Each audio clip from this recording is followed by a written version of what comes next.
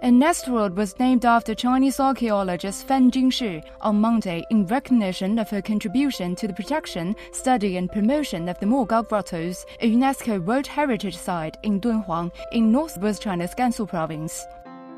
In the late 1980s, the Digital Dunhuang project was put forward by Fan in the hope of using digital technology to permanently store the cultural heritage of the grottos in high fidelity. Over the past 30 years, with the help of ever-advancing digital technology, the project has achieved that and also facilitated more people's virtual access to the treasures without the need to open and access the actual caves. 文物保护跟观众的体验平衡。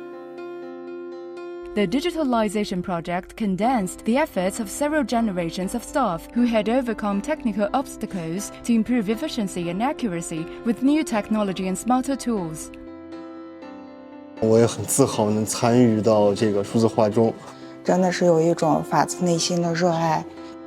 By the end of 2022, the Dunhuang Academy had finished compiling digital data collection for 289 caves, image processing for 178, and the 3D reconstruction of 140 caves and 7 ruins, while delivering a panoramic tour program for 162 caves.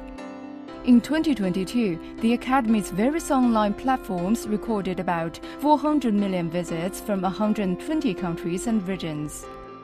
未来，敦煌石窟数字化，永远要坚持永久保存、永续利用，继续坚持对数字化的这个采集加工的这个工作，用于敦煌石窟的档案的永久的保存。